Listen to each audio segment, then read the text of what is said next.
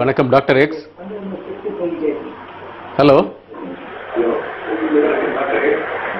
Hello hello வணக்கம்ங்க, உங்க கேள்வி கேளுங்க.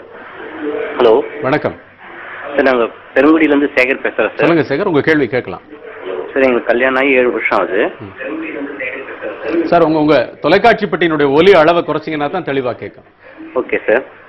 சார், இங்கே சொல்லுங்க சார், என் கேள்வி என்னன்னாக்கா, என்னோட மிஸ்ஸஸுக்கு அந்த தாம்பத்திய ஈடுபடி இல்லை. ஓகே, இப்போ எனக்கு கல்யாணம் ஆனதுலேருந்தே அதோடைய மோகம் அதிகமாக இருக்கு. சரிங்க. பட் அவங்களுக்கு எப்போ பட்டாலும் டயர்டாக இருக்குன்னு விலகி போகிறாங்க. அதாவது இந்தியாவில் பெரும்பான்மையான பெண்கள் அப்படிதான் இருக்கிறாங்க. ஏன் அப்படின்னா அவர்களுக்கு உடைய ஷேர் இன்பம் கிடைக்கிறது இல்லை. நீங்க தாம்பத்திய உறவுல ஈடுபட்ட 2 நிமிடங்கள்ல நீங்க விந்து வெளியேற்றி ஒரு உச்சகட்டத்தை அடைஞ்சிடுறீங்க. உங்களுக்கு தேவையான ஒரு விஷயம் முடிஞ்சிருது. பெண்களுக்கு தேவையானது 2 விஷயம். ஒன்று ஒரு அஃபெக்ஷன். செக்ஸ் ஆரம்பிக்கிறதுக்கு முன்பால அவங்களுக்கு முன் விளையாட்டுகளை விட ஒரு அஃபெக்ஷனேட்டான ஒரு டாக், ஒரு பேச்சு அவங்களை தயார்படுத்துறது. முடிஞ்சா காலையிலேருந்தே அதை பண்றது நல்லது, தயார்படுத்தணும். இரண்டாவதாக தாம்பத்திய உறவில் ஈடுபட்ட பிறகு அவர்களை தூண்டி அவங்க உச்சகட்டத்திற்கு வர வைக்கணும். அது சாதாரணமான தாம்பத்திய உறவுல செய்யவே முடியாது. நீங்க அதுக்கான சில ஸ்பெஷல் டெக்னிக் இருக்கு. அவங்களுக்கு தூண்டுதலுக்கான சில உறுப்புகள் தனியா இருக்கு, கிளைட்டோர்ஸ் இருக்கு. 1% பெண்கள் நிப்பிள் தூண்டுனா கூட உச்சகட்டம் அடைவாங்க. சில பெண்கள் ஜி ஸ்பாட்னு இருக்கு, அது பெண்ணுறுப்புக்கு உள்ள இருக்குது. இந்த 3 உறுப்புகள்ல ஏதாவது ஒன்று தூண்டி அவங்களுக்கு உச்சகட்டம் வர்ற வரைக்கும் அவங்களை கொண்டு போகணும். அப்படி பண்ணும்போது அவங்களுக்கு மகிழ்ச்சி அடைவாங்க. அடுத்து தாம்பத்திய உறவுல ஈடுபாடு இருக்கும். அப்படி செய்யலைன்னா அவங்க தூக்கமே அவங்களுக்கு வராது. நீங்க விந்து வெளியேற்றி ஒரு நல்ல சுகமான தூக்கத்துக்கு போயிடுவீங்க. அவங்க 2 மணி நேரம் 3 மணி நேரம் தூக்கம் இல்லாம அவதிப்பட்டுக்கிட்டே இருப்பாங்க. மறுநாள் காலையில தலைவலி, உடம்பு வலி அப்படின்னு இருக்கும். திரும்ப நீங்க மறுநாளோ அடுத்த நாளோ தாம்பத்திய உறவுக்கு கூப்பிடும்போது நேத்தான பண்ணோம், நமக்கு இப்போ எனக்கு அதில் விருப்பம் இல்லைன்ற மாதிரி ஒதுங்க ஆரம்பிச்சிருவாங்க. ஏன்னா நிம்மதியா படுத்தாலாவது மறுநாள் காலையில எழுந்து மற்ற வீட்டு வேலையில செய்ய முடியும். ஒரு தூண்டுதலோட போய் படுத்து தூக்கம் வராம புரண்டுகிட்டு இருந்தாங்கன்னா மறுநாள் காலையிலே அந்த எரிச்சல் தொடரும். அதனால அதை அவாய்ட் பண்ண விரும்புவாங்க. இது நீங்க புரிந்து கொண்டு உங்க மனைவியை ஒரு அஃபெக்ஷனோட காலையிலேருந்து நடத்துங்க. அவங்களை தூண்டி உச்சகட்டம் அடைய செய்யறத உங்க ஒரு நியதியாக எடுத்துக்கொண்டு அதை செய்யணும். அதை எப்படி செய்யறதுன்னு நான் இப்ப சொல்லியிருக்கேன். பல புத்தகங்கள் இருக்கு, படித்துக்கொண்டு அதை செயல்படுத்துங்க. நன்றி டாக்டர். தொலைபேசி அழைப்பு. ஹலோ வணக்கம் டாக்டர் எக்ஸ். ஹலோ வணக்கம் டாக்டர் எக்ஸ். சார், நான் மலசுவாக்கத்துலேருந்து சுரேஷ் பேசுகிறேன். சொல்லுங்க சுரேஷ். சார், இப்போ இது பண்ணும்போது ஹலோ சொல்லுங்க சுரேஷ். சார், கேக்குது, நீங்க பேசுறது கேக்குது சுரேஷ், சொல்லுங்க. சார், அதான் குயிக்காக இது ஆயிடுச்சு சார், நம்ம ரிலீஸ் ஆயிடுச்சு சார். நான் என்ன சார் பண்ணேன், இப்போ ஒரு மேரேஜ் ஆகி ஒரு 3 இயர்ஸ்க்கு நல்லா இருந்தது. அதுக்கப்புறம் இப்போ எத்தனை வருஷம் ஆகுது உங்களுக்கு திருமணமாகி? எனக்கு 4 இயர்ஸ் ஆகுது சார். எனக்கு ஏஜ் 28 ஆகுது. சரி. ஐ ஹேவ் 1 சைல்டு, ஒரு குழந்தை இருக்கா. பட் எனக்கு இப்போ குயிக்காக இது ஆயிடுச்சு சார். சரி, டாக்டர் பதில் சொல்லுவாங்க பாருங்க. அதுக்கு முன்னால உங்களுடைய தொலைக்காட்சி பெட்டியினுடைய ஒலி அளவை குறைச்சிட்டீங்கன்னா தெளிவா இருக்கும். Okay okay sir. இப்போ உங்க குழந்தை எங்க படுக்கிறாங்க, உங்களோட படுக்கிறாங்களா தனியா படுக்கிறாங்களான்றத முதல்ல பாருங்க. Okay sir. உங்க குழந்தை தனியாக படுக்க வைங்க முதல்ல. ஏன்னா 3 வயது கிட்ட எல்லாம் குழந்தை வரும்போது அது தனி பெட்ரூம்ல தனியா தான் படுக்க வைக்கணும். பெட்ரூம்ல 2 பேருக்கு மேல 3 பேர் இருந்தா அது ஒரு கிரவுட். அதுவே ஒரு செக்ஸ் பிரச்சனைகளை உண்டாக்க ஆரம்பிச்சிடும். 2 பேருக்கு மேல ஒரு பெட்ரூம்ல இருந்தாங்கன்னா அது கிரவுட். கணவன் மனைவி 2 பேர் தான் இருக்கணும். அதுக்கு மேல இருந்தா அது ஒரு கிரவுடு. அது பல பிரச்சனைகளை வைக்கும். நம்ம ஊர்ல என்ன பண்ணுவாங்கன்னா ஒரு ரூம்ல தான் ஏசி இருக்கும். அப்பா அம்மால இருந்து பேரன் பேத்தியல் வரைக்கும் எல்லாருமே ஒரே ரூம்ல படுப்பாங்க. இவங்களுக்குள்ள அந்யோன்யமே இருக்காது. இவங்களுக்குள்ள தாம்பத்திய உறவும் பிரச்சனையா இருக்கும். அதை தவிர இதுவே ஒரு விந்து முந்துறதுக்கு ஒரு காரணமா இருக்கும். ஏன் அப்படின்னா ஒரு தம்பதியினர் இனிமையாக தொடர்ந்து வாழ்க்கை நடத்துறதுக்கு ஒரு வாரத்திற்கு 15 மணி நேரம் அவங்களுக்கு தனியான நேரம் இருக்கணும். அப்படி இல்லாம எப்பயோ ஒரு நேரம் சந்திக்கிறாங்க, யாராவது வந்துருவாங்கன்னு ஒரு பயத்தோட அவங்க தாம்பத்திய உறவு செஞ்சாங்கன்னா சீக்கிரம் விந்து வந்துடும். அடுத்த எப்பயோ ஒரு முறை அவங்க தொடுறாங்க அப்படின்னா அப்பவும் சீக்கிரம் விந்து வந்துடும். ஃப்ரீக்வெண்டா செக்ஸ் பண்றவங்களுக்கு சீக்கிரம் விந்து வராது. எப்பயோ ஒரு முறை செக்ஸ் பண்றவங்களுக்கும் மற்றவங்க யாராவது வந்துருவாங்கன்ற ஒரு பயத்தோட நடுராத்திரியிலையோ ஏதோ ஒரு நேரத்தில் தாம்பத்திய உறவு செய்யறவங்களுக்கும் சீக்கிரம் விந்து வரும். அந்த மாதிரி ஒரு வாய்ப்புகள் இருந்தால் அதெல்லாம் அவாய்ட் பண்ணுங்க. அடுத்து சில முறைகள் நம்ம ஏற்கனவே பார்த்தோம். ஸ்குவீஸ் டெக்னிக், ஸ்டாப் ஸ்டார்ட் டெக்னிக்னு எல்லாம் இருக்கு. அதை தவிர நல்ல மருந்துகள் மாத்திரைகள் இருக்கு. இதன் மூலமாக நீங்க ரொம்ப நேரம் தாம்பத்திய உறவு பண்ண முடியும். இந்த டெக்னிக்கெல்லாம் நீங்க பயன்படுத்துங்க. ஆணுறுப்பை முனைய ஸ்குவீஸ் பண்ணலாம், உடனே விந்து வர உணர்வு குறைஞ்சிரும். திரும்ப மறுபடியும் தாம்பத்திய உறவுல ஈடுபடுங்க, மறுபடியும் ஸ்குவீஸ் பண்ணுங்க. இப்படி பண்ணிட்டே இருந்தீங்கன்னா ½ அன் அவர் 1 ஹவர் கூட நீங்க தாம்பத்திய உறவுல ஈடுபட முடியும். நன்றி டாக்டர். தொலைபேசி. ஹலோ, வணக்கம் டாக்டர் எக்ஸ். சார், நான் கோயம்புத்தூர்ல இருந்து குப்புசாமி பேசுறேன். சொல்லுங்க குப்புசாமி. சார், இப்போ காண்டம்ஸ் போடாம சொல்லுங்க.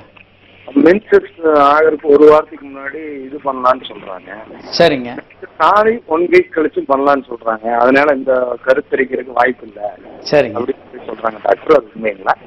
அது உண்மைதாங்க. அதாவது மென்சஸ் வர்ற பீரியடுக்கு முன்னால ஒரு வாரம், பின்னால 1 வாரம் தாம்பத்திய உறவுல பண்ணலாம்.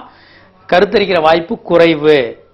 ஆனா நாங்க என்ன சொல்றோம், ஏன் ஒரு ரிஸ்க் எடுத்துக்கிறீங்க? நீங்க கருத்தரிக்க வேண்டாம் அப்படின்னு முடிவு பண்ணா தெளிவாக 100க்கு 100% ஒரு சரியான முறையை கடைபிடிங்க. ஒன்று வாய்வழி மாத்திரை இருக்கு, காப்பர் டீ இருக்கு, காண்டோம் இருக்கு.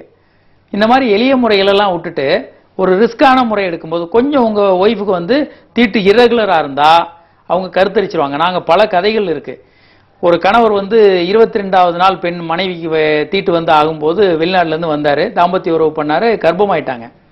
உடனே இவர் படிச்சதை வச்சுக்கிட்டு, நான் கடைசியில தானே தாம்பத்திய உறவு பண்ணேன், நீ எப்படி கர்ப்பமான, இதுல ஏதோ பிரச்சனை இருக்குன்னு சொன்னோன்னே அவங்க விஷயத்தை சாப்பிட்டு தற்கொலை பண்ண முயற்சி பண்ணாங்க.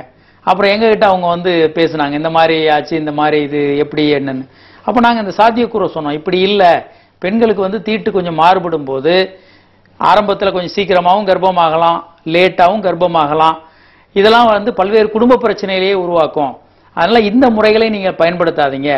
திரும்ப உங்களுக்கு குழந்தை வேணான்னா அதுக்கு ஒழுங்கான முறைகள் இருக்கு. கருத்தரிப்பு வாய்வழி மாத்திரைகள் இருக்கு, காப்பர் டீ இருக்கு, காண்டோம் இருக்கு. இதை விட்டுட்டு நீங்க ரிஸ்கான முறையை எடுத்து அப்புறம் பிரச்சனைகளை விலை கொடுத்து வாங்க வேண்டாம் அப்படின்றதான் உண்மை. நன்றி டாக்டர். தொலைபேசி அழைப்பு. ஹலோ, வணக்கம் டாக்டர் எக்ஸ். நான் சென்னையில இருந்து கவிதா பேசுறேங்க சார். சொல்லுங்க கவிதா. எங்களுக்கு மேரேஜ் ஆகி 3 இயர்ஸ் ஆகுது. என்னோட ஏஜ் வந்து இப்ப 25. நாங்க பிரெக்னன்சிக்காக டாக்டர் இப்ப கன்சல்ட் பண்ணிட்டு இருக்கோம். அண்ட் இப்போ வந்து 3 days பிஃபோர் ரப்சர் ஆச்சு என்னோட எக்கு. சரிங்க. ஓகேவா? அண்ட் லைக் என்ன ப்ராப்ளம்னா, என்னோட ஹஸ்பண்ட்க்கு வந்துட்டு இந்த டேட்ல கண்டிப்பா நம்ம கான்டாக்ட் இருக்கணும் அப்படிங்கும் போது எரெக்ட் ஆக மாட்டேங்குது. லைக் 20 to 30% தான் எரெக்ஷன் இருக்கு. பட் மற்ற டைம்ல எல்லாம் நார்மலா இருக்கு. ஸோ இந்த மாதிரி இருக்கும்போது பிரெக்னன்சிக்கான சான்சஸ் கம்மியா இருக்கா, அது தெரியணும். நீங்க முதல்ல செய்ய வேண்டியது என்னன்னாங்க, இந்த தேதி பார்த்து தாம்பத்திய உறவு பண்றதை நிறுத்தணும். நீங்க வந்து தாம்பத்திய உறவு என்பது உங்களுக்கு குழந்தை வேணும்னா 1 நாள் விட்டு 1 நாள் தொடர்ந்து இருக்கணும். ஒரு மாதத்துல 15 முதல் 20 நாட்கள் தொடர்ந்து இருக்கணும், அல்லது டெய்லியா இருக்கலாம். இப்ப லேட்டஸ்டா வந்த ரிசர்ச், லேட்டஸ்டா ஒரு 10 நாளைக்குள்ள வந்த ஒரு ரிசர்ச் வந்து ஆஸ்திரேலியால பண்ண ரிசர்ச்ல டெய்லி தாம்பத்திய உறவு பண்றவங்களுக்கு நல்ல ஆரோக்கியமான குழந்தைகள் பிறக்குதுன்னு கண்டுபிடிச்சிருக்காங்க. அதனால டெய்லி செக்ஸ் வச்சுக்கோங்க. உங்க கணவருக்கு பர்டிகுலர் நாட்கள்ல கருவடிக்குதுன்னு பார்த்துட்டு அந்த நாட்கள்ல நீங்க தாம்பத்திய உறவு பண்ணணும்னு முயற்சி பண்ணீங்கன்னா திஸ் இஸ் அ நைட் சிண்ட்ரோம்னு பேரு.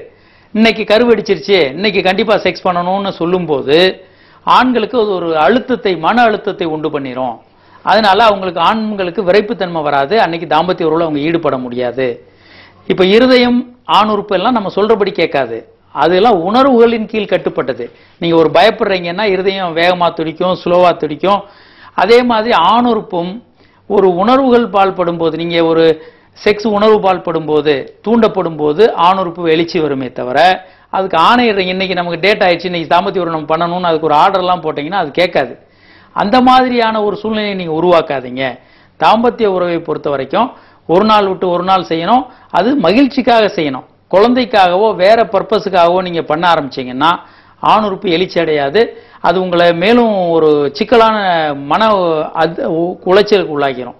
நீங்க வந்து உங்க கணவரை திட்டிட்டு இருப்பீங்க, நீங்க தான் ஒழுங்கா செய்ய மாட்டீங்க, குழந்தை உங்களால தான் பிறக்க மாட்டேங்குதுன்னு. அது இன்னும் கொஞ்சம் அதிகமான மன அழுத்தத்தை உருவாக்கும். அதனால நீங்க இன்பத்திற்காக தினமுமாக அல்லது 1 நாள் விட்டு 1 நாளாக தாம்பத்திய உறவு பண்ணுங்க. அது கண்டிப்பாக உங்களுக்கு குழந்தை பேரை கொடுக்கும். 1 நாள் விட்டு 1 நாள் தாம்பத்திய உறவு பண்றவங்களுக்கு குழந்தை பேர் கிடைக்கிறதுக்கு வாய்ப்பு 83%. அதனால அதுதான் வாய்ப்பு அதிகம். நன்றி டாக்டர். தொலைபேசி அழைப்பு. ஹலோ, வணக்கம் doctor X. Hello hello hello அந்த இணைப்பு துண்டிக்கப்பட்டது டாக்டர். இப்ப ஆண்மை குறைவுங்கிற ஒரு பிரச்சனையை அதனோட சம்பந்தப்பட்ட மற்ற ஆண்மை குறைவு அப்படிங்கறத தொடர்பு படுத்தி பல்வேறு இந்த பாலியல் பிரச்சனைகளும் இருக்கு. அது கொஞ்சம் சுருக்கமா சொல்லுங்களேன். அதாவது ஆண்மை குறைவை சில நேரங்கள்ல தவறாக எடுத்துக்கிறாங்க. என்னன்னா சீக்கிரம் விந்து வருகிறது. இவங்க தாம்பத்திய உறவுல ஈடுபடுறதுக்கு முன்னாலேயே டக்குன்னு விந்து வந்துடும். அது வந்து எக்ஸ்ட்ரீம் ப்ரீமெச்சூர் எஜாகுலேஷன். ஆனா பல பேர் அது வந்து ஆண்மை குறைவு அப்படின்னு எடுத்து விந்து அதாவது விரைப்புத்தன்மை சரியில்லைன்னு எடுத்துக்குவாங்க. அதே மாதிரி சிச்சுவேஷனல் ப்ராப்ளம்ஸ். இப்போ இவங்க சொல்றாங்க குறிப்பிட்ட நாட்கள்ல தாம்பத்திய உறவு வைக்கணும் அப்படின் போது அது மன அழுத்தத்தை உண்டு பண்ணி தாம்பத்திய உறவுல ஈடுபட முடியாம பண்ணிடலாம்.